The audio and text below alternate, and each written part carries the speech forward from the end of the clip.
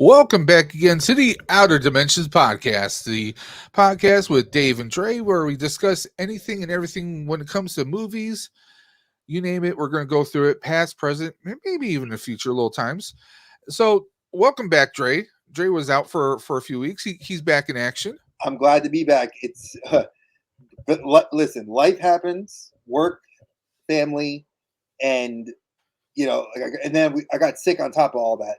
So this is actually just so we can preface this, folks. Dave and I are putting this episode up. This will be our episode for December 27th. So this is our end of the year episode. We will not be going live because Dave and I will be both busy because I have work and Dave is going to be with family. I'm going to be with my family. So we figured the last week of the year, we're going to just take that off, probably even the first week of the new year. And then we're going to come back real strong with some new picks and new. It's still going to be the same great show. Just some new spins on some things we're going to be doing. Dave and I were talking about it. So, and this episode is going to be our top 5 picks of movies we're looking forward to in 2024. And I'm thinking maybe the week back in 2024, we'll talk about our top 5 picks of 2023, year in a review. That's exactly what I was thinking too, because there were some good ones. There were some bangers this year. There was a lot of sleeper hits. There were some bangers, and then there were some that you want to bang your head with, but we're not going to go there. To borrow a sneakerhead term, there were some bangers and there were some bricks, and the bricks were pretty bad, and we all know what they were. But I think we got to start this list off kind of strong, and I didn't make a cheat sheet for this. This was something Dave and I talked about a couple days ago, and we felt that this is something that is just kind of our personal takes. Again, 2024, we know SAG-AFTRA with the whole Actors Guild and AI scandal that was going on for a good chunk of this year ruined television. In some cases, it's still going on. Well, no, it's over. It's over. No, I'm talking about the controversy with AI is still very prevalent. The controversy is still strong, and it's going to be for years to come. Oh yeah, but when it comes to us looking ahead, there were several films that somehow, and it was a lot of discussion, debate, and controversy behind some of the ones we're picking, because a lot of these actors were not allowed to work on these films. So how are they going to make their release dates? Is a good question. We do know that Disney has with Iger, because it was talked about last week and this week, that Iger has come out and said that he is taking a break and a standpoint on releasing massive amounts of Marvel content, superhero, as well as Disney film content. And they're focusing on just quality films versus just putting out content after content. So that's why we are only getting from the mouse, we're only getting one superhero film, but we should be getting several good spread across the year television shows. I know Agnes, the witch, we're going to be getting her Agatha. series. Oh, sorry, Agatha. We're getting Agatha all along series. We're getting Daredevil's Born Again TV series, and then we're getting Echo. Well, we're also starting off with What If on December 27th, if I'm correct, on Disney Plus. I thought that was this. I thought it was this week. I thought it was. We'll have to check back on that. Yeah, we will double check and But I know What If was the big one, and they're doing their Christmas special for What If, and then after What If, it's going to be Echo in January. I think Agatha is scheduled for spring, and then after Agatha, Daredevil is going to be releasing in the fall. That's what I've been hearing as far as the releases. We know Blade got pushed back. We know several other things. And this is kind of almost like a move, like a news thing too, like a news style vlog. So, take everything what we say with a grain of salt because we've done our research, but it's changing every day. And What If season 2 is actually December 22nd, so that will be this coming week. So it's this coming Friday. Yep. So awesome. And we also know we're reporting this in the past, guys. Obviously, exactly. And Aquaman 2 releases this week, which I'll be going to see on the 23rd with my family, and I will be probably posting a video on my channel as a reaction to that movie. Aquaman 2, aka Fish The, Fry. Uh, the Lost Kingdom, as it's the subtext for that movie. because you mean the kingdom is going to be lost forever now? Okay. Well, it's his last. Technically, it is his last. It's the Momoa's last foray as Aquaman, and there has been some news that has come out that has said that what was it that not Krasinski, what was Zachary Levi came out and said that when James Gunn was looking at the recasts, uh, he got into a very big issue about them recasting Momoa for Lobo, which I think Yeah. Lobo is a better fit for him than Aquaman. Yeah.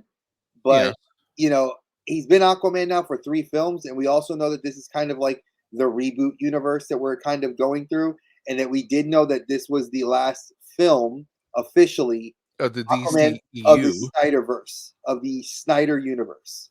So that's going to shut out our Batman. That's going to shut out our Superman, except for our Wonder Woman, which I've rumored that Godot has been still cast as her. So Well, we shall see. I'm going to say this.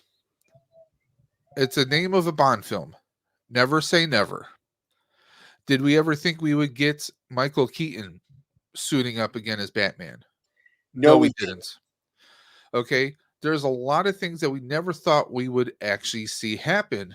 So anything is possible. As far as what Dre said about the whole Iger thing, as far as quality versus quantity, um, honestly, I don't fully think Iger is fully in touch. I think he's going to do a better job than the person who had replaced him, but then he had to go come back and let that person go.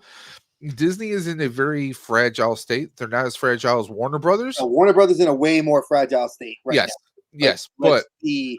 but as far as quality, I mean, Iger, he's not in touch. I mean, Marvel itself, that's a whole different ball of wax. To me, Iger doesn't know Marvel. Only the fans do. But Iger's, you know what Iger though he's doing. He's a good businessman. I think Iger's starting to make that realization.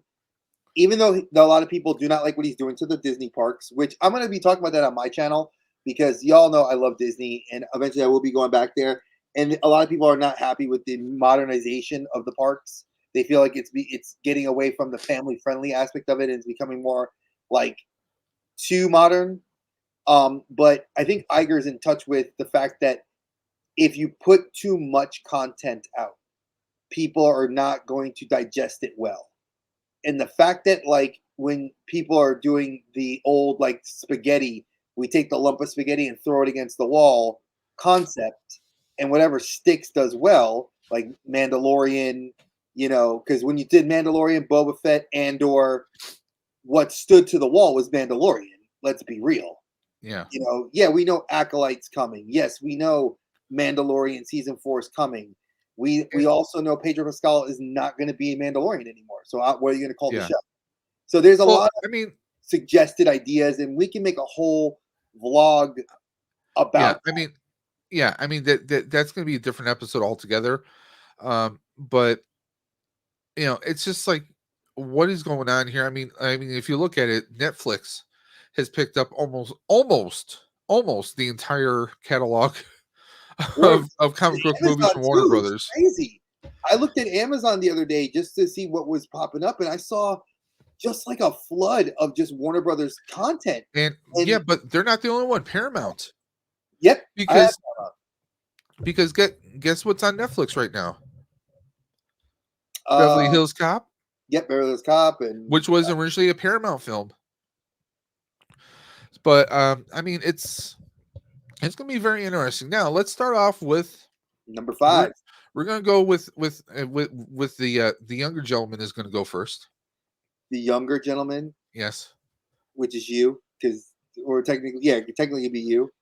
Oh, okay. I was going to say you, but I'll go first. You got me by a couple months, I guess. I'll go first because I have a choice that I think is going to definitely throw some shade on you, and it's not a negative shade because I loved the trailer, but I know you're not going to like where I put it on the list, number wise.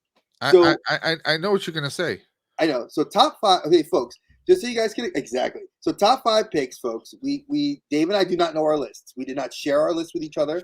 Nope. I did my list yesterday and told him I did my list. He did his list today. Sharing is not caring in this. I love Dave to death. Mind you, do not get that twisted. I love Dave.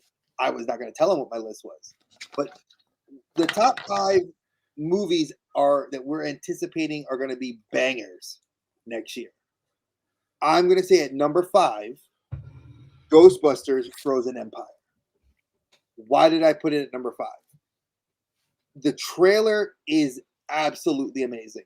I think that it had so much hype around it that it lived up to the hype.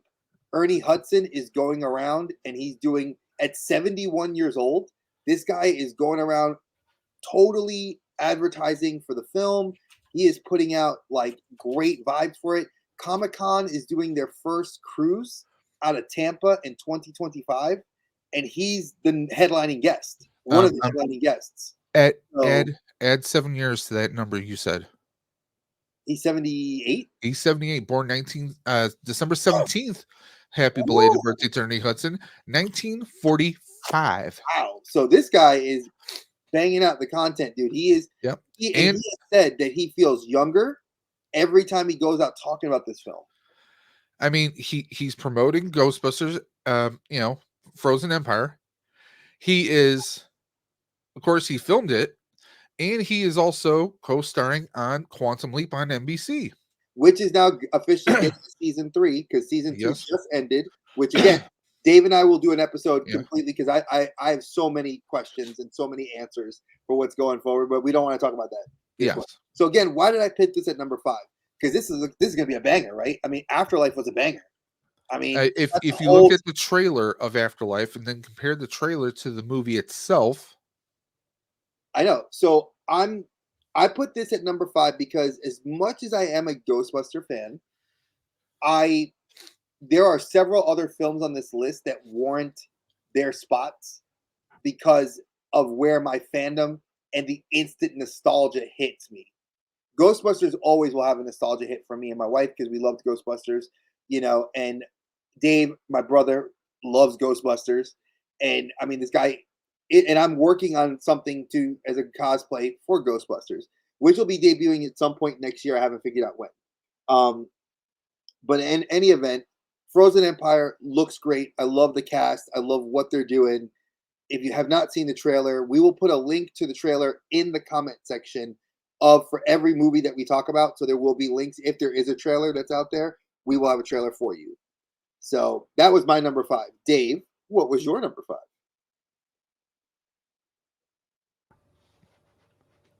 Sorry about that. My number 5 is actually, this one's kind of a little bittersweet. That would be Legend of the White Dragon. Jason David Frank's final film. Huh? That didn't make my list. No, and that's perfectly fine. I picked it for my own personal reasons. Those who don't know, Power Ranger franchise from many years ago, back in 1993, there was a show about teenagers given powers, teenagers with attitudes. One of them was a young martial artist who knew nothing about acting named Jason David Frank. And he wound up being the biggest fan favorite Ranger of all time. Green, it was the thing. Green, so white, he was red. He was black. He was green, white, red, black. Yeah, red, black.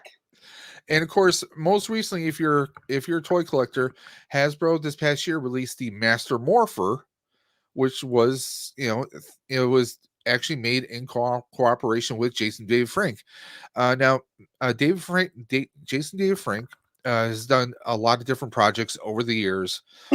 He is best known for Power Rangers. He has done a few other smaller budget films over the years, but he was in partnership with Bad in the Sun Studios. You might know Bad in the Sun from their Superpowered Beatdown YouTube channel and their Patreon and fan favorite action fight videos that they do. And they've done some short films as well. But they teamed up with Jason David Frank to make an original movie. Jason David Frank had the the drive, had the idea to make kind of a Power Rangers type uh, universe, but make it more adult. You know, not teeny bopper, not teenagers, but to give a grittier, darker look at an alternate universe, completely unassociated with Haim Saban, Super Sentai, and Power Rangers in its entirety.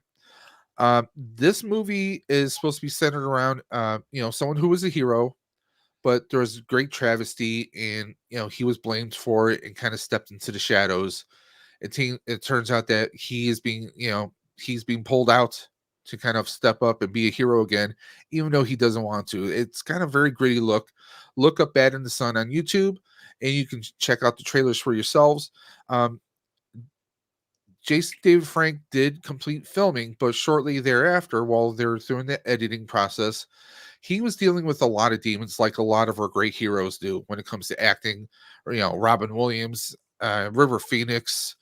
There's so many out there, um, and he was one of those people who was battling a lot in his personal life, and he decided to take his own life. A very sad thing. It's of the vein when you have someone who is a bright shining light and you want to see their passion project come to fruition. It's been edited and it is going to be coming out in 2024, and that's what I'm waiting for. I'm waiting to see Jason David Frank back on the big screen at least one more time. It kind of gives me the same kind of feeling you had when Brandon Lee Mhm. was killed during the filming of the original Crow in 1994, I believe it was. That movie came out May 13th of 1994, if my research is correct. And that was, am I comparing Jason David Frank to Brandon Lee? Though those are completely two different legends altogether. It's just an example of a star not being able to see their movie come out on the big screen. May 13th, 94. Yep. I know certain dates, man. What can I say? Hey, But if you ask me what I did yesterday, I won't be able to tell you. To me, I've always been a big fan of Jason David Frank. I've always been a big Power Ranger fan, and he always gave to his fans. So that's part of. It's not necessarily the story itself. It's me kind of wanting to give back to someone who I looked up, who I extremely respected. and his Um, daughter's been doing a lot too. Jenna yeah, Frank's been going out. Jenna Frank's been very, very active. So have many of the other Ranger actors. There's a lot of Ranger actors who are actually going to be in this film too. So Yes, I'm looking forward to it. Jason Font is one of them. I'm looking forward to it. It's going to be a grittier look. I think it's going to be pretty good, and it might. Who knows? It might just surprise the hell out of all of us and lead to more sequels. Obviously, not featuring him, but maybe with other people, depending how they write it. I But know his it, daughter did say she was thinking about doing something like if the yeah, company wanted to work with her, she yeah, was willing to step in. I know that if you guys are if you guys are interested in that sort of content, Legacy of Nerd and Countdown City Geeks, and General Kenobi's Bunker, they've done some very deep dives into this, even including interviewing Jenna Frank. yeah. So you guys can I always check their channels out and see their And content. I would also suggest the Sixth Ranger on YouTube. He has a lot of amazing deep dive content in Super Sentai and also in Power Rangers mythology as well. Check out him. I would definitely check out Sixth Ranger as well. But that's my number 5 pick is Legend of the White Dragon, because I think it's going to be I I think it's going to be I think it's going to be good. Do I think it's going to be great? I can't say that yet. With only seeing a small little snippet of a trailer, I can't comment on that yet. But Oh, I think it's gonna be worthwhile to any Ranger fan. You definitely want to go see it, but be prepared. This is not Power Rangers. This is Legend of the White Dragon. It's gonna be grittier. If you've ever seen the Unworthy series on YouTube, it's gonna be dark. It's gonna be dark. There's gonna be death. There's gonna be blood. There's gonna be rage. There's probably gonna be swearing. So this is not Power Rangers, guys. But definitely be prepared to see Jason David Frank at his best. and also just in case if you are wondering, the toy company Valaverse, I don't know how well they're doing, but they did promise, and it was up on Big Bad Toy Store. It was on their website that you could pre-order a 2 pack of figures. That was which was Jason David The White Frank's. Dragon and the Red Dragon. Yes, you could buy the figure packs. They were, I think it was 49.99 for Yes. one of them individually, and I think it was like 79.99 for like a special sale that they had. I don't know if you could still get those. They haven't canceled the pre-order yet on Big Bad Toys, so that's something if you are Yep. interested in your toy collector and you want to own a little piece of memorabilia from the film, that would be your best way to go. But that's not a bad choice. That didn't make my list. Okay. But So what is your number 4? okay, so my number 4 is kind of twofold.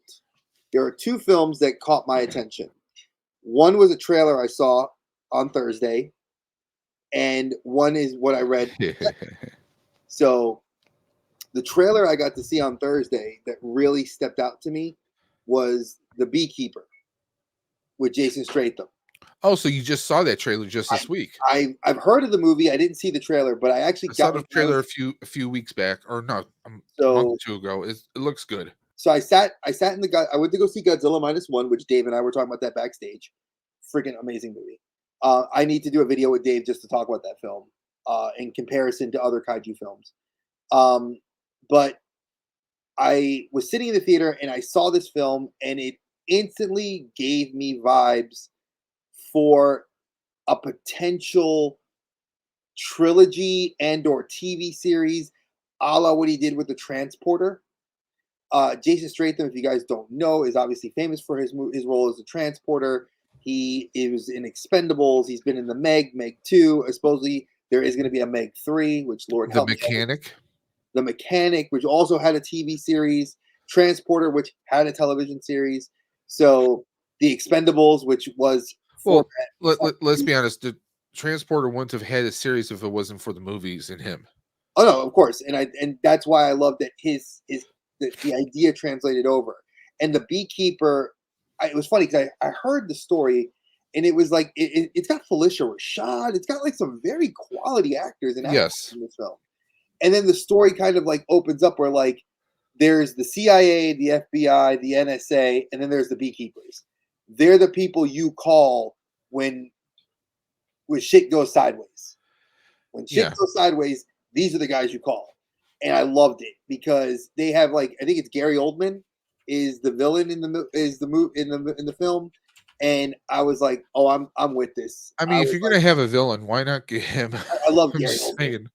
So I'm 100%. That was one of the films. The second film that tied for fourth place on this list is called The War of the Rohirrim, Lord of the Rings film.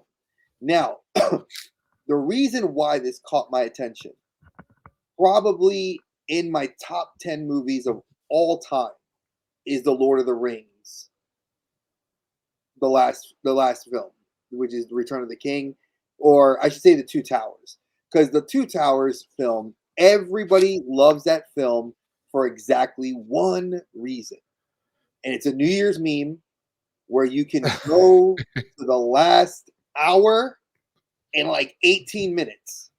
And it is the battle at Helm's Deep, which is probably been by many to this day considered to be one of the best war scenes in a fantasy film. Many have tried to replicate it and duplicate it, and you just don't. And I loved the idea that they were in Helm's Deep and they're going to go back to this. So the idea is that this is going to be a kind of an earlier. It's just like an in between. So Aowen, who was one of the characters that was alive still in the last film in Return of the King, she's the character, the blonde haired daughter of Eomer, who is the king of the Rohirrim, and we're actually going to see Helm, the king of Helm's Deep, and we're going to see what the reason why Helm's Deep was the place that did not fall.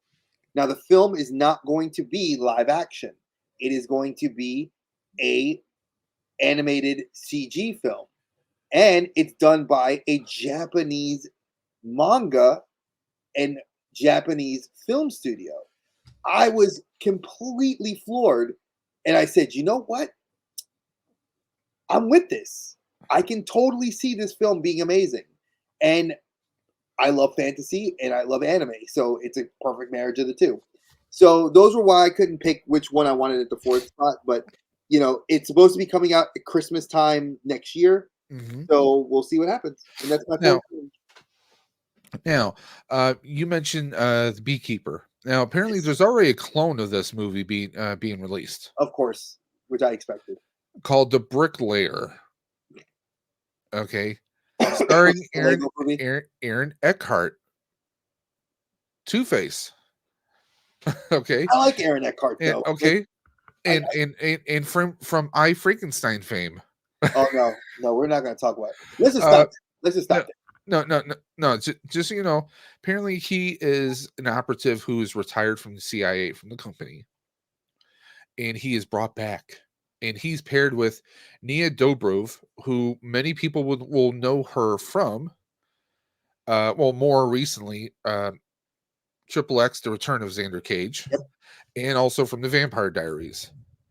It looks like it's supposed to be kind of serious, but it just based on the Beekeeper, it feels like a very, very bad knockoff. It's kind of like when uh what was it? We had Deep Impact and the Core came out at the same Oh time, Lord, yeah, you or had Armageddon. You Aaron know, Stone.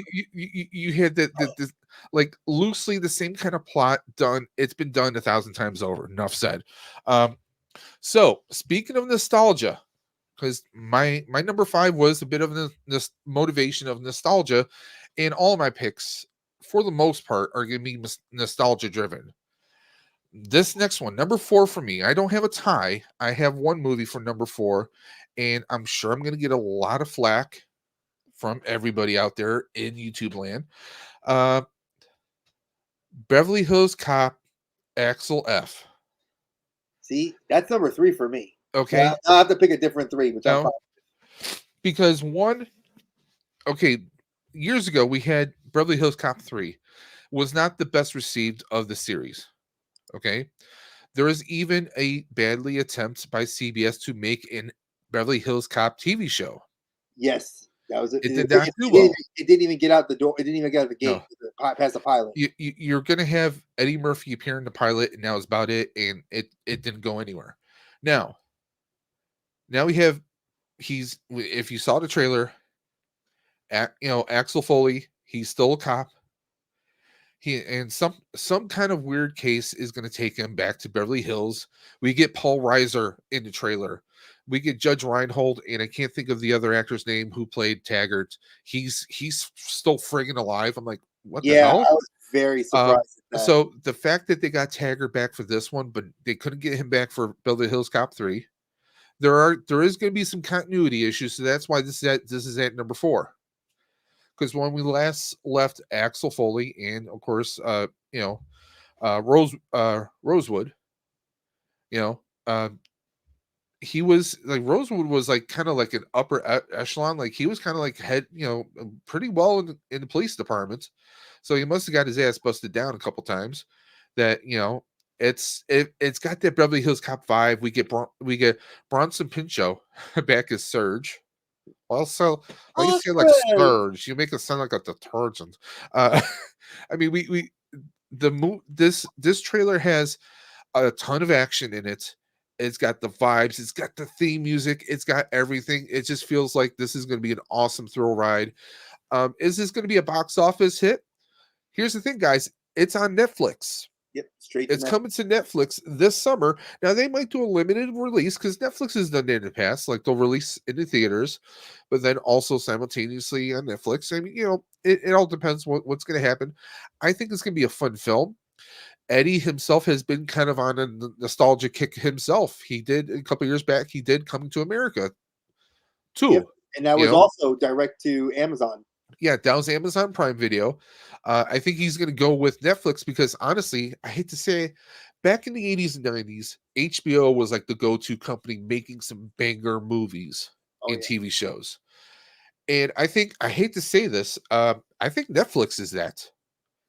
I yeah, think Netflix is becoming a powerhouse because look at all the movies that Adam Sandler and Ryan Reynolds, all the projects they've been doing with Netflix, and these are projects that have done pretty damn well. Ryan Reynolds did the Adam Project. He did Underground Six. What was God? I'm blinking on the one with him, The Rock, and Gal Gadot. Red. oh Red, Gal Gadot.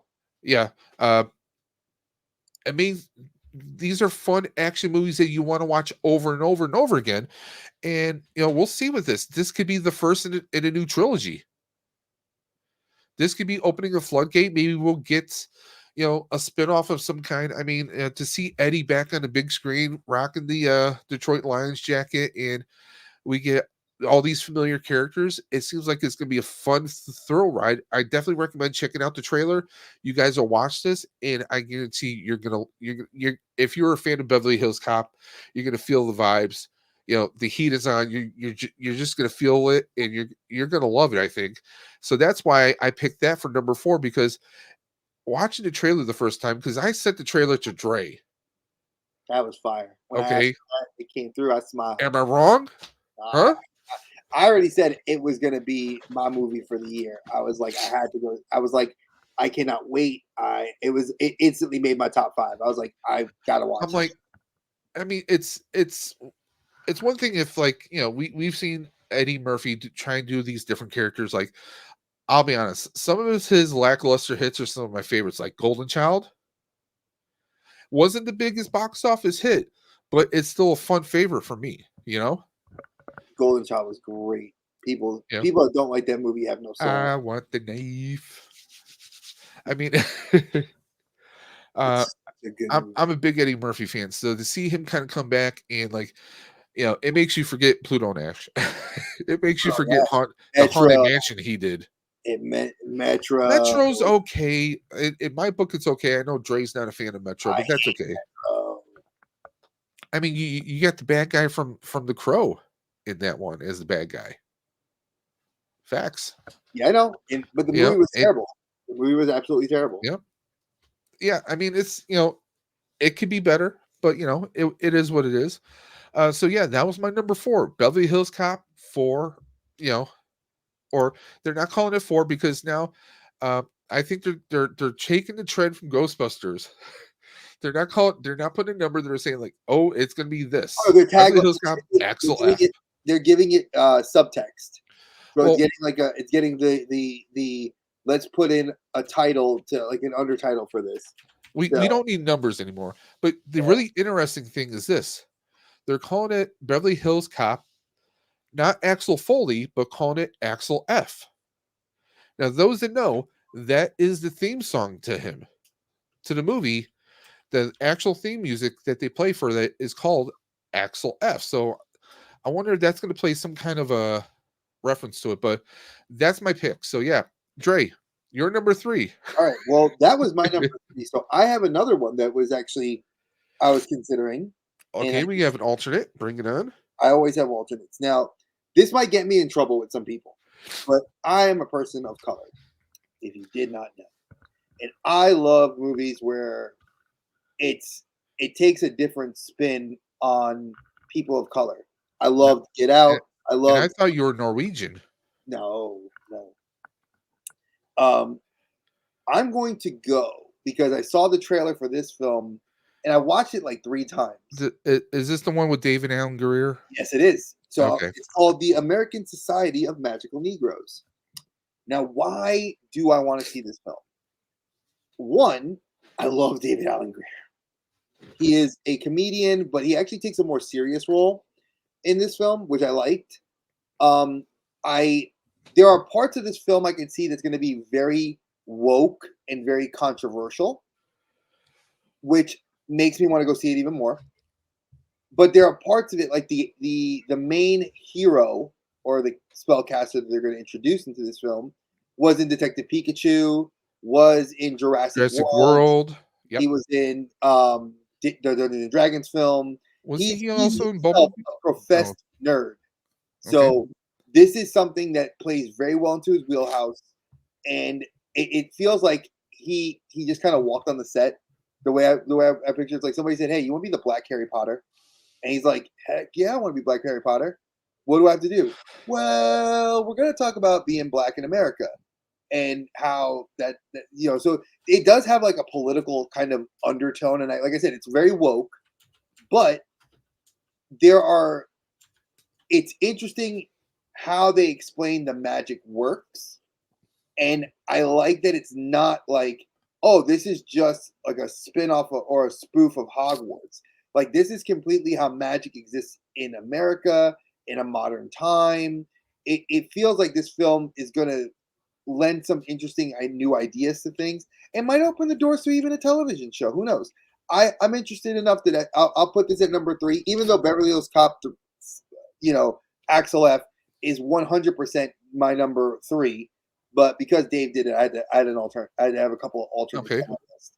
So that's my alternate. Okay. So my number 3 is going to be, well, it's going to be the ghost with the most, Beetlejuice 2. Because Tim Burton, was it 1986, I think was the first one.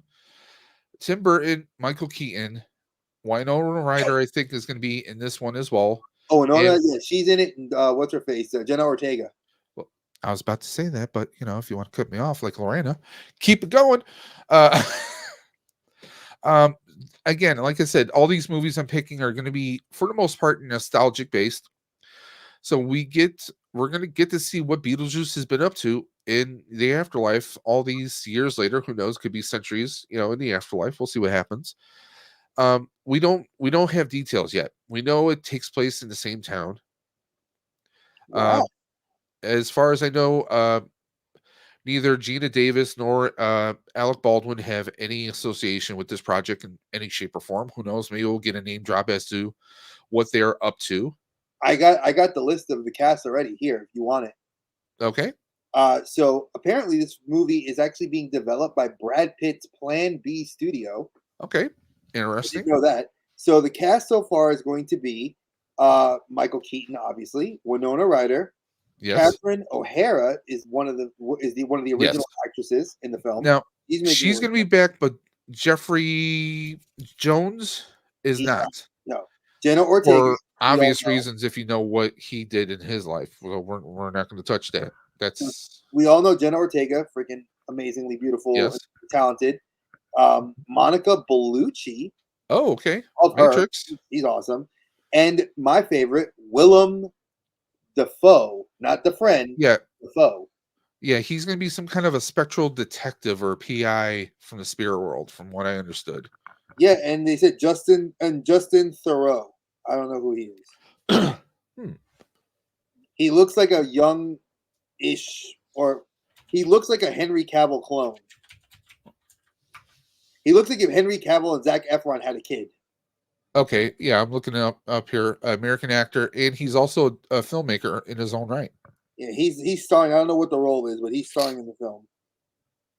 So, I mean, we don't really have full details on the plot per se, but it's got a banger cast right there.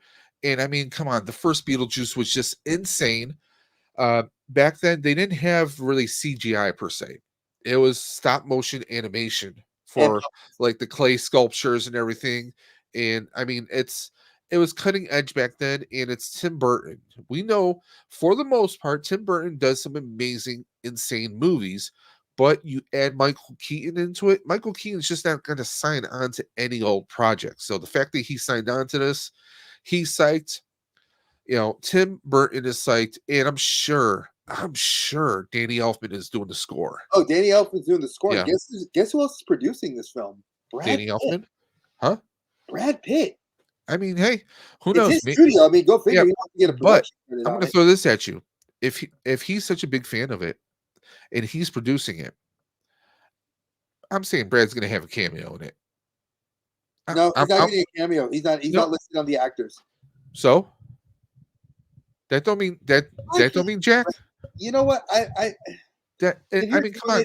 Don't be in the film. Like that'd be like Michael Keaton being Batman, or Deadpool 2. Deadpool 2. He was the Vanisher. Yeah. Just saying. He pops in there for like what 0.2 seconds. Bam. Anything could happen. It could be like he could be unaccredited. How many actors appear in movies and they're unaccredited? I'm just saying. Oh, you're right. I mean, but the fact Tim Burton's already signed on is doing it, and then there's like several other producers, but Brad Pitt's listed on the production. They rebuilt the house completely from scratch too. That I heard. So I mean, with technology nowadays, I mean, I'm sure there's going to be a lot of practical effects from as far as I understood, I'm psyched for it. I mean, it's Michael Keaton back as the ghost with the most. I mean, I love the original movie. And as a kid, I did watch the damn cartoon. Okay, the cartoon was fire, Cartoon's and awesome. if they expand the movie universe with what they did in the cartoon, I'm going to be blown away. I'm going to love it, but we'll It'd see be what interesting to happens. see if there isn't a tie-in with what they did in the cartoon series, because Lydia had a very active role and In almost this, kind of a romantic role with Beetlejuice in the yeah, I mean, cartoon series. So there's they kind of like a, would Jenna Ortega be, the daughter of Beetlejuice? That's why we would see him in the film, or is it Beetlejuice, uh, or is it Judy, is Jenna Ortega's character going to be? Because they don't really say, and I'm glad that they don't. They don't say what her. They just say that she's Lydia's daughter. yeah, we don't hear anything of a father. I mean, who knows? This Justin Thoreau guy could be like the father for all that we know. I don't freaking know. Um, but also, I mean, here I'm going to throw this out at you since we don't know the plot. Yeah, I know I picked this movie and I don't know the plot. Hey, it's my prerogative. Oh no, Beetlejuice has a wife, Monica Bellucci. Oh, That's okay. freaking. Oh, she's gorgeous. So yes, win. So, well, she might look like a skeleton for all we know. Who knows? But That'd I be mean, what if it's a situation where this Justin Thoreau guy is like kind of an evil baddie, and he's kind of plotting against Lydia or her daughter, Astrid. and That's her name. yeah, and who knows? What if Beetlejuice decides to kind of step in for some reason? Like, for all we know, Beetlejuice has been in, you know, um, you Limbo. know, huh? Limbo. Well, no, I was going to say like he was serving time, like going through rehab of some kind to like rehabilitate himself. Who No, I knows? want the cartoon. I want it to be like the cartoon where they went on some zany adventures or something. Well, I mean, You know, comparing the cartoon, Beetlejuice was more of a hero with Lydia. It was kind of like Doctor Who without the travel. but see, that's what I'm saying. Like you could You see know? them do. Maybe they might. I mean, there's a lot of ifs. Yeah, We don't, because they're not releasing the story. They're not. They haven't. They just yeah. said it There's started no to film. trailer. There's no teasers. All that we've seen in social media were leaked photos of And her. the poster. Uh, What the yeah, poster was. her on a bicycle riding through town. We've seen the construction of the house and everything. So it's going to be very interesting to see what actually happens. So, but that's my pick, guys. That is my number 3. Beetlejuice, Beetlejuice, Beetlejuice. Michael Dre. Spears. All right, number 2. Now we're going to be getting into some more big Hollywood. This is more of like out of the nostalgia for me. I mean, this is going straight into what Dave and I have been doing. And eventually we will do some more videos to catch up on Monarch. So right when I'm dropping Monarch, you should know what I'm going to be saying, folks.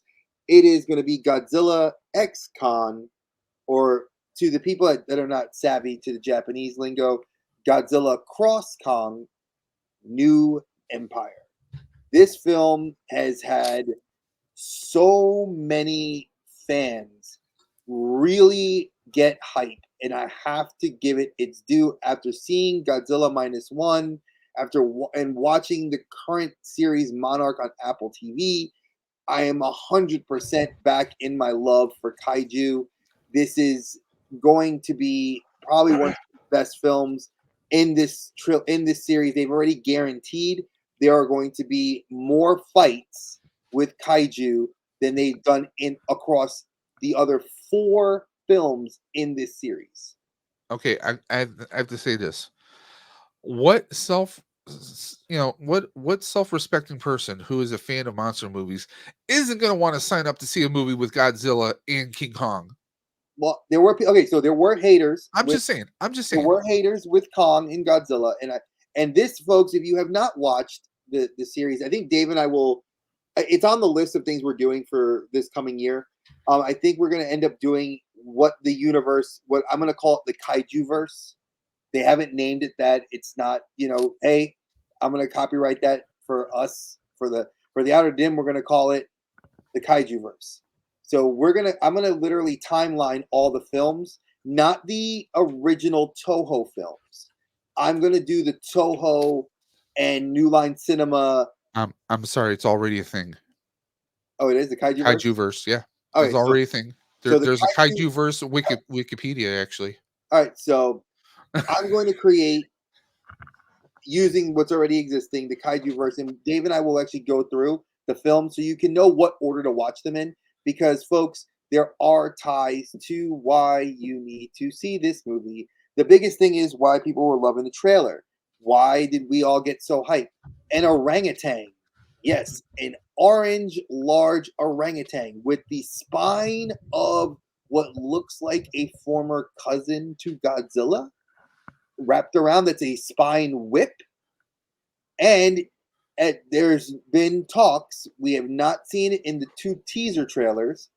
There is talks that this orangutan is a kaiju himself, the same size of Godzilla and Kong, but he's going to ride a kaiju the size bigger than Kong and Godzilla.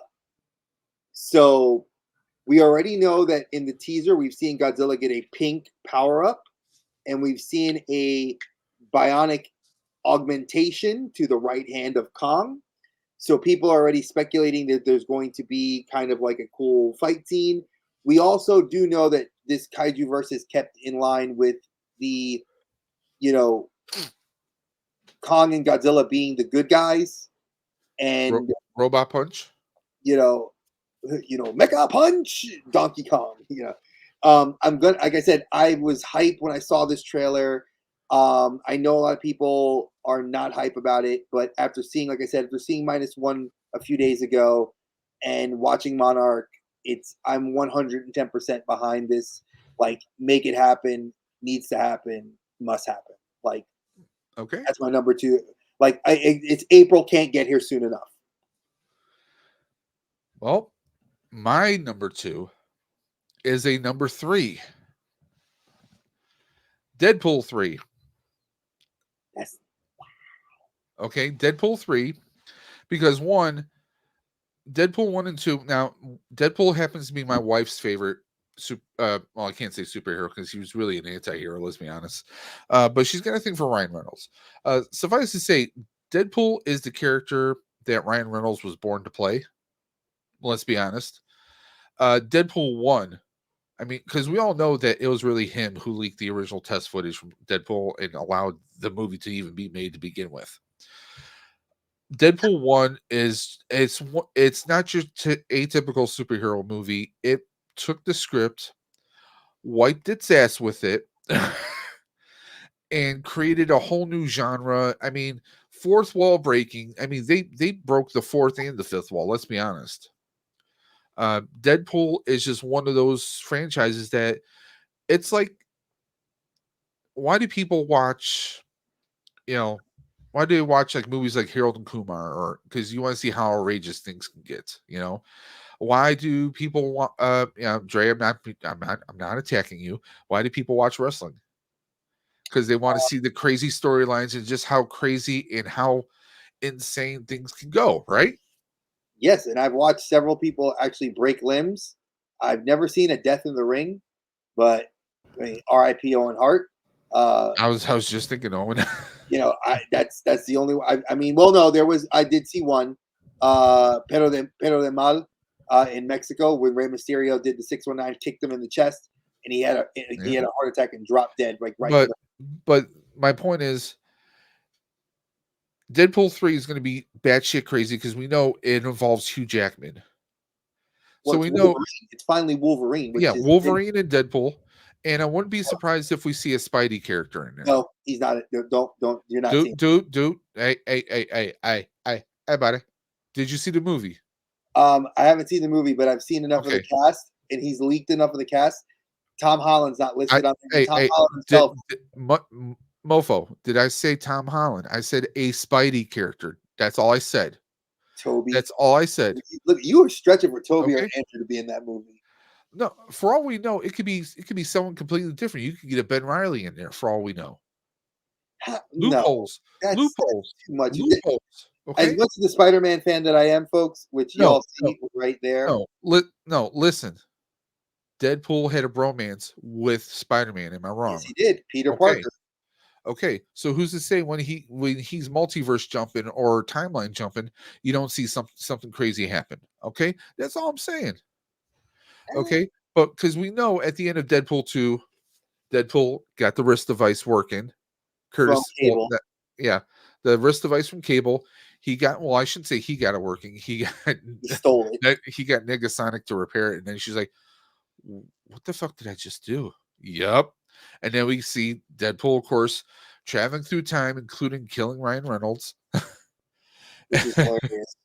Killing Green I Lantern. mean, I mean, hey, I mean, this is, we already know it's going to be beyond nuts. We're going to get Wolverine in his proper yellow and blue friggin' outfit. I mean, rumor also has it that we get X-23 in this.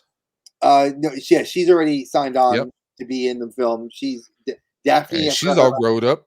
Yeah, she did. She grew up, and she's.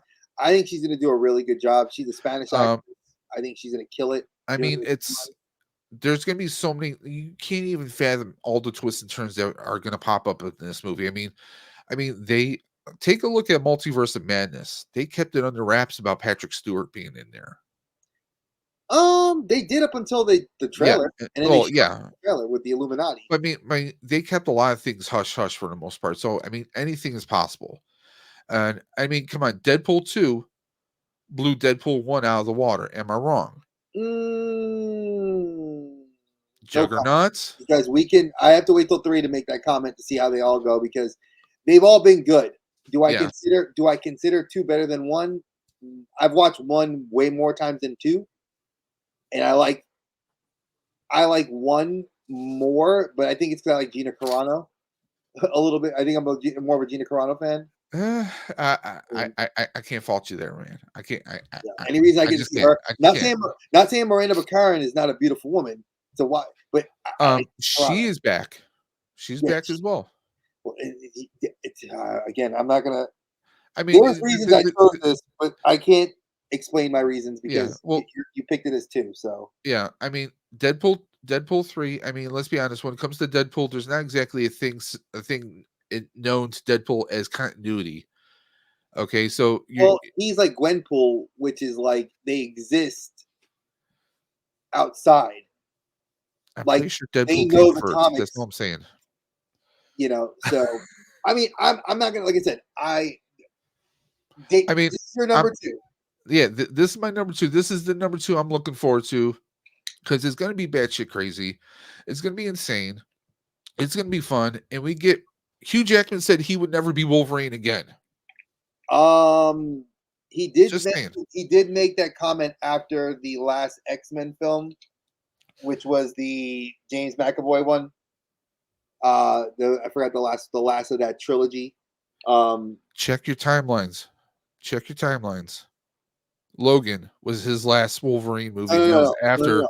He was Wolverine in when Yes. they did the Weapon X in that movie where Sasha, the girl from Game of Thrones, where she was Phoenix, or Jean Grey, and she Yeah. opened up the box and he jumped out the box and it was Wolverine. It was him. It was Hugh Jackman. That was him as Wolverine, Weapon X or Wolverine. Was it X-Men Apocalypse? I think it was called, or something like that. No, that wasn't Apocalypse because Apocalypse was it Apocalypse? It might have been Apocalypse. I feel like it's What not was that? though. What? No, because Nightcrawler was in that one. Okay, don't make me Google it, man. I will No, Google it I right mean now. I'm not arguing. I'm just trying to figure it out. Like I'm trying to remember. So, folks, if you guys remember it, just comment below. What was the last film that was not his solo film? Dark. Okay, there was X-Men Apocalypse, but then there was Phoenix, Dark Phoenix. That was it, Dark Phoenix, which was the worst of Yes. that series. But where they go back to Canada, and when they're in Canada in that Yeah. Stryker's facility, that's where they go in and they find that box, and she's like, "Oh my God, there's so much rage." And when Yeah, he but puts open the thing, and he suffice pulls to say, the end of the argument is Hugh Jackman said he wouldn't be coming back. He came back. see, he said he was arguing, but I know that Wolverine came back. But suffice to say, he said he would never don the suit again. But here he is. We got Hugh Jackman back, and he's friggin' beast mode. I mean, he got jacked for this film. Yeah. I mean, I've seen the. I see what you did there. Yeah, you like that? You like that? No, not really. It's a dad joke. I had to throw a dad joke in there. But I mean, I'm expecting all kinds of insanity to happen here. I'm expecting fourth wall breaking, and a lot of people are believing that this is going to lead to the X-Men being official tissue into the Marvel Cinematic Universe. But we'll see what happens. I mean, So, we if you saw the Marvels and you saw the credit scene, then you know that so the Fox universe had a crossover with the MCU, and you a know this. version of the Fox universe. Let's be honest, because a lot of fans I've seen all the hate of the YouTubers that have said this because they were like, "Oh wait, there's two beasts. We can't say because there was two different beasts." Yes, this is the Kelsey Grammer beast, so this is the original Bryan Singer Fox universe. We are the knowledgeable YouTubers that do our homework. So yes, this is the Bryan Singer Fox. So we have Kelsey Grammer, who was the original Beast for the first three X-Men films, and yes, he was more jacked. He was CGI, but it is also, and I mentioned this today. If you have not watched Miss Marvel, if you have not seen him in this order, Eternals, Miss Marvel, Shang Chi, The Marvels, Loki, Deadpool 3. Okay, I'm going to say That this. will explain a lot of where the MCU is moving forward. I'm sorry. In my Bless you. sorry about that allergies. I'm allergic to really bad movies being mentioned. Oh, Eternals. Eternals does not exist in my universe. I know, but for my purposes, and I'm not trying to step on Dave's choice. He chose my film, and I had a whole spiel for why Deadpool was my number one choice. I have another. I have two other ones up that I'm battling in my head now. But Okay. for those of you that have not seen the Marvels and have just like, So because I picked Beverly Hills Cop and I picked Deadpool, you're feeling pushed right now. no, I'm That's not what I'm feeling hearing. pushed. I'm not feeling triggered. I'm not feeling triggered. But I will say this: for those of you that don't realize that um, the the the setup for this movie for Deadpool 3, if you don't know, Disney stated, Iger has said, this is the film to bring the end of the Fox universe down. That's why we're seeing so many Fox related characters show up because that universe is getting shut down. Now we're seeing Elektra, we're seeing Daredevil. Yes, folks, Yes. we are seeing Affleck don the suit, which I find it hilarious. But Both Fox 20th Century Fox universe movies. and then we have Taylor Swift. People are like, "Oh, Taylor Swift's going to be Dazzler." Yes, they were like, "Why is she That's coming my in?" only that's my only negative with the movie. I don't. No Tay Tay. No, hey, she's going to kill it. I think it's going to be good. And the reason why I was saying you need to see these other things in order is because Shang-Chi's rings, the bracelets between that Kamala Khan has, the Eternals, they're all linked to what's coming at the end of Deadpool 3, which Deadpool 3 is the next lead-in film for what we're seeing. And if you want to hate on me in the comments, go right ahead. I don't care. The algorithm's going to love it. But I'm saying that's why you need to see what I told you in order: Eternals, Shang-Chi, Miss Marvel TV season 1, The Marvels, Loki, Deadpool. And you'll understand why everything's going to be awesome after the end of Deadpool 3. Because if it doesn't get awesome after that, I mean, we already know Hugh Jackman is signed on. He's not supposed to be Wolverine. He's already signed on for 2 more films after Deadpool 3 that are not Deadpool. It's going to be Secret Wars, folks. Is the first film. Just giving you that little Well, drop the bucket. I'll say this. There's one movie he could do I would love to see made, but it probably won't because it would require Chris Evans. And Evans is coming back. So is Tony. So is Iron Man. No, I'm talking about World War. Go back to history before Cap was frozen in the ice. The war against the Germans, because in some comic books, Logan served in the military and even teamed up with Cap. So I would love to see that. But Well, that that's is, just me. I would love to see Black Or Panther, a younger Black Panther, because there was the times where you had Wolverine and Cap cross paths with T'Chaka, the father of T'Challa, yes, and there because there's also it's also been in the comic books as well. There's a lot of what ifs I would love to see. We're just probably sadly yeah, we'll never get to see it, but we running do out of time for a lot of people. you know. So what is your number one? All right. Well, Deadpool 3 was my number one.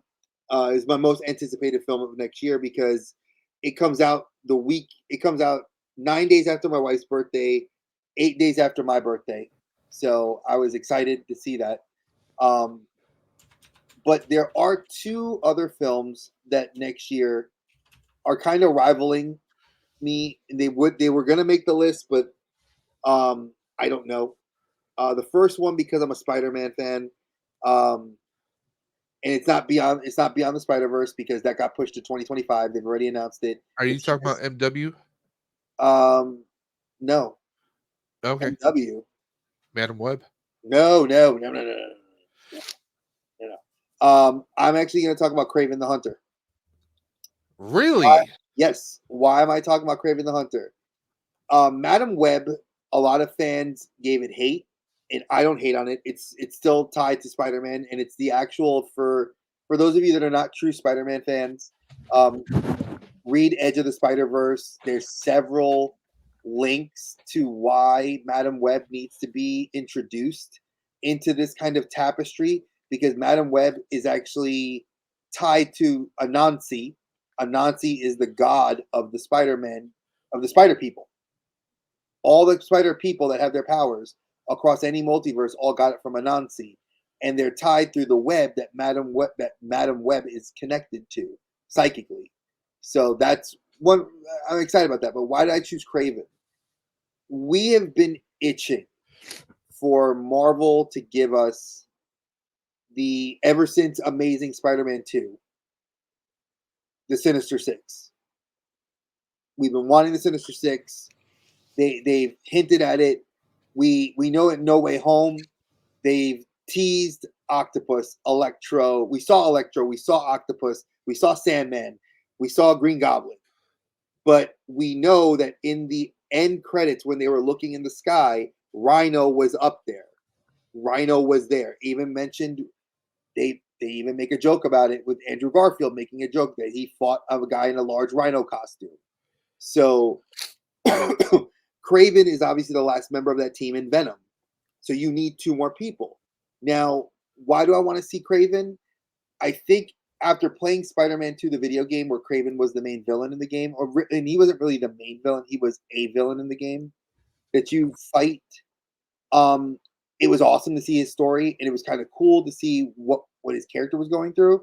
Russell Crowe plays the father to Craven, and I'm wondering if this is going to have any ties to what they've been talking about doing, which is introducing more villains that are like on that villains gallery of Spider-Man that are lesser Uh-huh. known, not like the Lizard or Doc Ock or Carnage or Venom. We're talking like Craven, who is not even a metahuman. It's a guy that's just extremely well trained military. Like, I mean, think Punisher. yeah, it's like, but technically they said that he does have some sort of supernatural power. They're trying to tie it to like Vixen, like where he can like tame animals. I'm like, that's cool. So that's one film. Okay. The other film that's kind of giving my interest, and we're gonna go for nostalgia's sake, because Dave and I were talking about it backstage, and I feel it's worth mentioning. Um, for those of you that have not been fans of this since I was a little kid, I remember watching Planet of the Apes. Obviously, there was the remake in early 2001 with Mark Wahlberg, where we have Tim Burton's take on Planet of the Apes, which was kind of, I don't want to call it hokey, but it was, because it was kind of like an homage to, let's make it goofy, but without it being goofy. But they didn't give you any of the context of the backstory to like why the simian flu occurred. So fast forward to 2014, we get the new series with Andy Serkis, Gollum,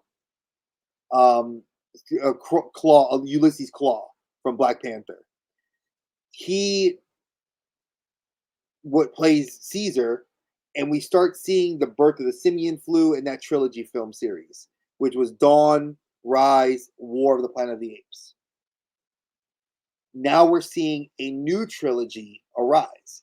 Now Disney, which I just read this and I was telling Dave about this backstage, they stated that this film, Disney would like in 20th Century Fox, would like this to be the start of a new trilogy series, which I think would lend us credence to the older films that are really kind of the goofy ones that people didn't like, but we heard jokes about them from.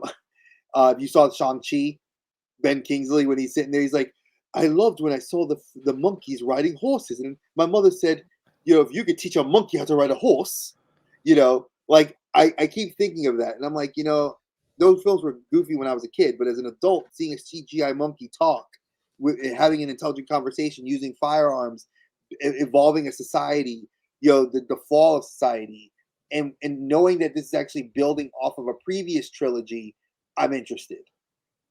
Why didn't Aliens make this list, the next Aliens film? Because they're saying it's not going to be out till maybe 2026, late 2025. And as diehard of an Aliens fan as I am, Covenant was a great film. Well, I'm surprised at you. What? No Dune 2? Dune, I've seen so much Dune, and I have two. I have two, to be perfectly honest. I I mean, like Batista. I love the actors in the film. Every actor in I that love the film. original. I love the two miniseries made by the Sci-Fi Channel in the early 2000s. I thought the first Dune was really good. Patrick Stewart was in there. Of I course felt it was a little bit short, but it's how they're trying to pace the film. So I get what they're trying to do, get you wanting more.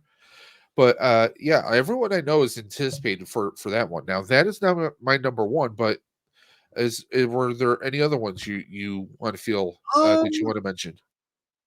Dune would probably make that cut, but the only Madam Web, I mean, like, there's not really. There is one that's coming out in January that's kind of piquing my interest, and it's a horror film, which is Night Swim, which of course it's done by the great one of the great horror icons of the modern era. I'm going to give him his due, James Wan, who has created the Conjuring universe. James Wan, and he's working with Blumhouse. What's it called? It's called Night Swim. It's kind of like a throwback film with Universal. and Wyatt Russell is going to be headlining the cast. He and his family move into a house, and the somehow there's a haunting that's using the swimming pool as kind of like a portal to this alternate like it's using the swimming pool as a portal to grab people, and the little boy is starting to see images. And I saw the trailer, and it really dragged me So in. it's got kind of a. I'm reading it right now. It looks like it's got kind of a Monkey Shines meets Poltergeist vibe to it. And I'm interested because I loved Poltergeist as a kid, and I was like, man, this sounds really good. Wyatt Russell, I don't really see him being a fan of like horror in that regard. Well, But it could be a deal with the studios, yeah, exactly. And I'm like, you know what though? If Kurt Russell could do it with The Thing, Well, I mean, he probably looks at, hey, Dad did this one, I'll do this, So I'm interested. Like that Night Swim was one, and I know that comes out like the first year of the first week of the new year. So that's one that I'm definitely gonna. PG-13. It's low on the.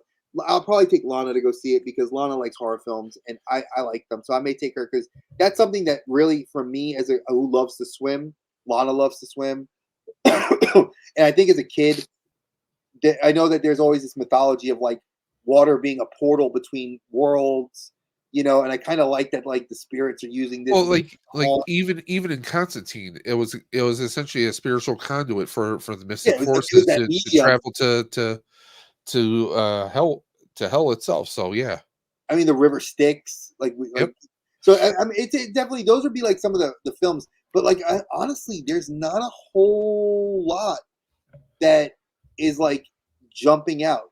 That like when I think about it, like those were the films that jumped out at me the most. Even Madam Web kind of took a back seat, and I was like, yeah, I'll see it, but yeah, that might be one of those I go on a $5 Tuesday to go see it. Now, I did not mention Venom 3. I have high hopes for it, but I don't know. I don't know much about it right now, so that's why it was not on my list. I know But season 3 got delayed, which I'm sad for because I but really want to see it. Dre already knows what my number one pick is. It's why I didn't want to talk about it because I knew that it was my number 5 pick, and I felt bad that I insulted you. Ghostbusters Frozen Empire. This is one I'm psyched for. Anyone that knows me, I mean, hell, look at my logo. I mean, I'm all about Ghostbusters. No, he's I not. am all. I mean, Let's take even care. our logo for the channel. Dre's got his Wolverine type claws because he's about to go take on some predators. Me, I have a Ghostbuster type setup here as well. So I mean, Ghostbusters Afterlife still makes me tear up in certain parts. Okay, Oh, Ghostbusters Afterlife was a masterclass on how to continue. I can't even call it a soft reboot. It showed you how to bring a fandom, to bring a movie franchise back to life. No pun intended. Because I mean people have asked me, oh, I have a small son or I have a small daughter, you know, you think the first two Ghostbusters is a good starting point for them? I've told them no, start off with Afterlife because it gives you, it's Egon's kids getting introduced, finding out that their grandfather was the scientist, and not only a scientist, but a Ghostbuster, built all this technology. And by the end of it, I mean, you get the original Ghostbusters there. They're taking on the big bad from the very first Ghostbuster film. It's got humor, it's got amazing writing to it, it's got everything you could possibly want, and Paul Rudd. There you go. I mean, you got Paul Rudd, you get McKenna Grace, who she is a diehard Ghostbuster fan herself. There are photos of her years ago dressing up as a Ghostbuster. So this is something that was a dream for her. She's a singer. She had a song on the very first Afterlife soundtrack. Um, but she's blowing up. I mean, it kind of was the shot in the arm for the Ghostbuster franchises. Uh, Now, Frozen, Frozen Empire, we see this kind of like, the day after tomorrow kind of like snowstorm of some ice storm just kind of sweeping across the ocean, hitting Coney Island, and sweeping over the entire city. Where there are massive ice spikes piercing cars. People are freezing to death. I mean, we have flat out deaths happening in a Ghostbuster film. That's not something that we're used to. We're used to seeing ghosts and goblins scaring the crap out of people. We're not used to seeing people being killed. We're seeing that this is a first for this movie. In the trailer, you're seeing that people are freezing to death. You get Patton Oswald's in here. Obviously, the Ghostbusters are back at the firehouse and back in business. We see some upgrades to the proton packs. We see Ernie Hudson. We see Bill Murray. We see Dan Aykroyd. We see them all suited and booted, ready to go. drop this little nugget though. If you didn't see Afterlife, we know Ernie Hudson has got millions of dollars, which his Oh, character Winston Zedmore has money. He's the investor. and the irony was he was hired and he basically said in the first movie, if there's a steady paycheck in it, I believe anything you tell me. And now he's got Zedmore Industries. He's Tony Stark. And that's why we see him at the end of Afterlife He actually is walk. Tony Stark. He is Nick Fury. He's got the resources to bring the Ghostbusters into the next millennium, and that's what He pays for Dan for Aykroyd's raise the cult bookstore. shop to, one of these days he'll turn a profit. He says that Annie I love Potts in the after credit scenes, but we see them back in action. We see the Ecto One roaring in the streets. We see the kids in their gear. I mean, there's some crazy ice demon or some kind trying to take over the world. They said it's actually the way from what I've read, the villain is actually not really what it's more of it's a concept, which I think is actually a really cool thing, which is why it's when people are called like the old saying you're frozen with fear. Yes. That's why this frost has appeared. It's a massive way But to harness that fear energy, but and it Dre, let me freaks. ask you this: Did you ever watch the original cartoon, The Real Ghostbusters? Which one? The real Ghostbusters or The Real Ghostbusters? Ghostbusters. I've watched both, and Okay, I've never watched the newer one. several actors in this film have even said this is like an extended episode of Real Ghostbusters because they dealt with concepts where, I mean, hell, the Ghostbusters once traveled back in time and caught the ghosts of Christmas past, present, and future. I remember that. Uh, we had the Ghostbusters take on Sam Hain. We had the Ghostbusters take on the Boogeyman, which I would love to see them do in a future episode or a future movie. I mean, they dealt with a lot of concepts, gremlins and different poltergeists that would manifest and absorb metal objects and manifest into their own bodies, their own golems, so to speak. So this, I'm psyched about this. We got new blood in here. I mean, finally we see Paul Rudd, and I'm sure he had a big Kool-Aid smile when he got the strap on the proton pack. Oh, they all did. You I know that. mean, there's a lot of amazing actors in here. Everyone seems psyched and just blown away. I mean, in the trailer, you see people being frozen to death, and we see that frozen in fear start to happen over one of the main characters. So I'm psyched about this. Ghostbusters is bigger, badder than ever. Back in the 80s, I mean, we had to wait 5 years for a sequel. Minimum. 1984 to 1989. Okay. And then we had to wait all the way to 2016 before we got any live action Ghostbusters content. The only exception to that rule it's not exactly animation or live action, but CGI, Ghostbusters, the video game remastered, which was itself kind of an unofficial Ghostbusters 3, all voiced by the original actors. A great storyline. It's a great game. You can still find that on PlayStation, Xbox, and on the Epic Game Store. In fact, if you're a fan of Ghostbusters, you want to check out this gameplay I just mentioned, you can check out good friend of our channel, Colbane Games, who's been replaying that every week Mhm. on his channel, Ghostbusters, the video game remastered. It's a nice, fun ride. It's definitely worth worth a listen. You get Ernie Hudson, Bill Murray, Dan Aykroyd, and of course the late great Harold Ramis is voiced in there as well. Original score by Elmer Bernstein, which was the guy who originally scored the first two movies. But anything Ghostbusters, I'm all for. And 2016 there was the Ghostbusters Answer the Call, which it's it's it's a different take on Ghostbusters. It has nothing to do with the original universe. It's kind of a parallel universe, if you will. It is a good comedy. There are fans out there that have their own opinions about it. But then that was 2016, and then we had to wait until was last year and a half ago. But then the pandemic, it was supposed to come out in, I believe, 2020, 2021, I think, but it got pushed back because of everything else. We had to wait a long time. We went through 3 different delays because of the pandemic. The movie finally came out and it was amazing. But within 2 years, we got a sequel.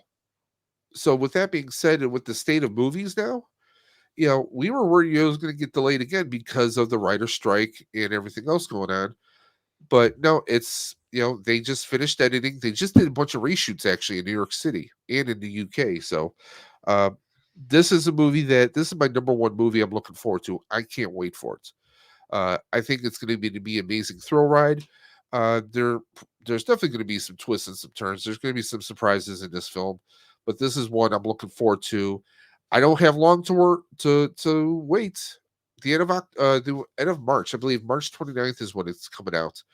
But you can guarantee I will be seeing it the day it comes out, one way or another. But that is my number one pick. That's actually, like I said, I can't even argue. That was my number 5 pick, but for obvious reasons, Dave and I are kind of. I'm 100% in agreement with him for why he chose Ghostbusters. I mean, it's everything I said plus the level of fandom that he carries into that film. Um, I mean, obviously, 2024 is going to be shaping up hopefully for a good year.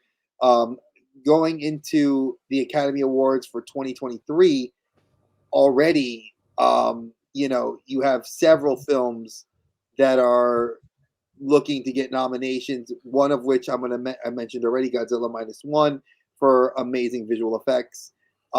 It's already beat out Oppenheimer, and Oppenheimer was nominated already for several Oscars nominations, and they haven't even started. Like, people are like saying, the other film I think that's probably this year that may get an Oscar nod, it might actually be competition for Spider-Man Across the Spider-Verse, is going to be The Boy and the Heron. And the only reason I say that is because it's Studio Ghibli, and for anybody that's a fan of Studio Ghibli films, Hayao Miyazaki, his film studio always puts out a banger. Howl's Moving Castle, Kiki's Delivery Service, Princess Mononoke, God, The Cat's Eye, not The Cat's Eye, Poco Roco. I can go down the list of all the Studio Ghibli films, and I mean, The Boy and the Heron. Just from what I've read, it's really good. I know several people have already rated it as probably one of the best animated films of this year. Of course, I'm biased. I'm a Spider-Man fan. I'm going to choose Across the Spider-Verse. And if I don't see Across the Spider-Verse win Best Animated Film and it loses to The Boy and the Heron, I'm not going to be angry.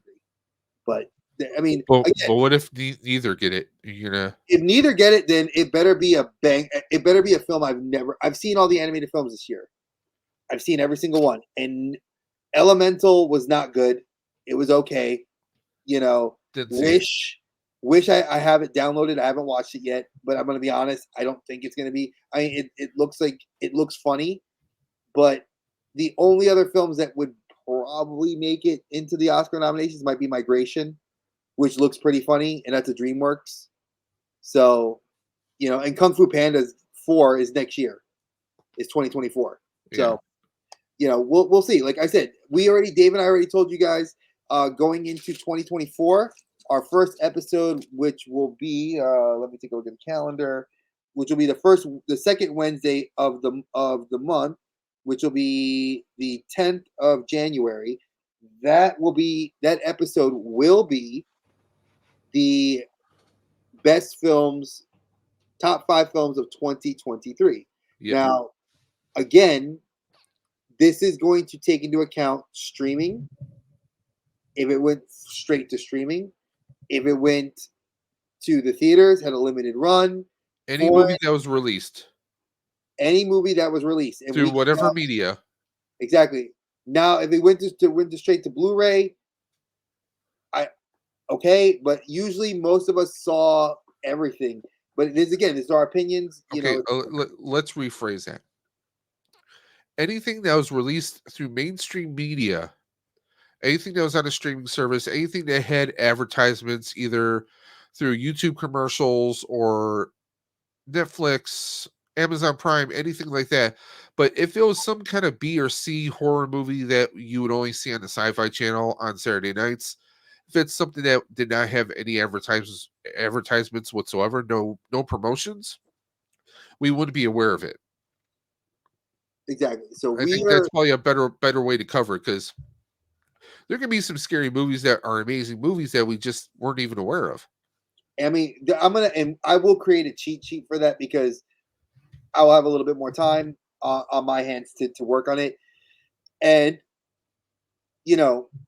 Dave and I, like I said, I'm going to look at the Oscar nominations, because the Oscar nominations are up because the Oscars are in March, or the last week of February, first week of March. So the nominations are already going in. Are we going to want to do an Oscar episode? That is on the list. It's gonna. Okay. I think I'm trying to do it the week of the Oscars, so that Wednesday, and it'll be that Sunday for our picks for for the categories we like. Okay. But I do, like, right now, I can tell you, I already have at least 3 films in that top that are definitely, at least 2 of those films are going to be pictures of the year, if not 3. But again, that's our opinions.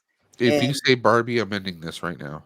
Oh yeah, I love physical media, and Barbie has been one I was tempted to get for the girls, so I can own it for them. I don't. I already know that there's a planned sequel. I already heard there's a sequel coming out, and I'm Is it called Ken? no, but I mean, just as a hint, folks. I Is mean, it Malibu Stacy? Be honest. here I'm gonna be honest with you, folks. I have one film here that already was impossible to find for like 3 weeks, and I got it. Like this is right here, probably gonna be the film going into the Oscars that's gonna get the most nominations and probably win. I'm going to state that now. This is my pick to win the Oscars for a non-animated film. And the one that's going to win for animated film, like I said, I don't own the Blu-ray yet for it, but I do have the Blu-ray for this one. These are my picks. Two of my picks right now that are going to make that list. And these are two bangers for 2023.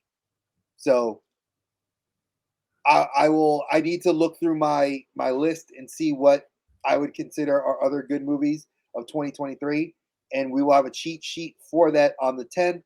We'll be back. We're not gonna. Oh, just so I can let this be known, folks, we are not. David nor I will be in the comments. We will not be in the live chat. So if you guys do leave comments or chat, we will be responding to them afterwards. So Maybe. we won't, you know, well, depends on what the schedule looks like. I know I will not be in the comment section. I may be in it later in the evening, but I will state that for the fact that I will not be there when the show would air at 8 o'clock, or sorry, at 7 o'clock. Dave may be.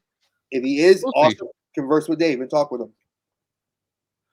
But that's what we have for this week, guys. Hope you like this. By the way, if you do, please hit that like button, hit that bell for notifications. And if you're not already following us, please hit that red little box you see where it says subscribe so you can hear more amazing content through us. And also, please, if you have any comments, questions, concerns, suggestions for the channel, you guys know you can always reach us through the Outer Dim Pod on Twitter, Oh, or sorry, as it's known as the X, like the ex-girlfriend.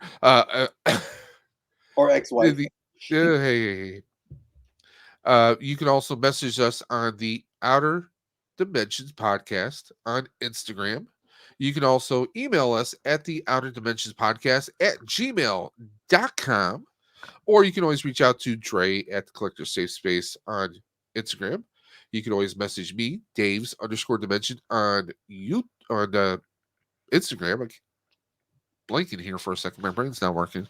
But guys, you can also check us. You want to check out this episode or any other episodes of past episodes of the Outer Dimension podcast, you can always find us on Spotify. But Dre, do you have any final words whatsoever? I do want to thank you guys that have been, the ladies and gentlemen that have been following us since the start. I mean, this has been a very fun ride. We started this podcast this year. We have a lot of fun stuff going into next year. I know several of you have asked me and Dave to do some TV show like spotcasts, and I'm going to try to work those in. It's with my work schedule and Dave's work schedule are going to be possibly slightly changed. So we might be throwing in a few more of those episodes in, but we won't know till we see how things coalesce.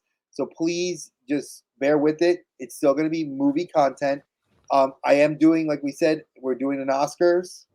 I might do some of the potential like teaser, like things that are not well known, like the Sundance Film Festivals. I might be looking into do some more things like that because there are some other lesser known studios that are putting out some bangers that we're not hearing about, and they're going to just like kind of art theaters or they're just going straight to Blu-ray, and they're bangers. So we'll be doing that. But I do want to thank you guys. I want to thank Dave for being my partner on this because it's been a lot of fun and we're still doing it. And 2024 is going to be a banger of a year for us. Yes, sir. So, guys, until next time, this is Dave of Dave's Dimension and, of course, the Outer Dimension podcast.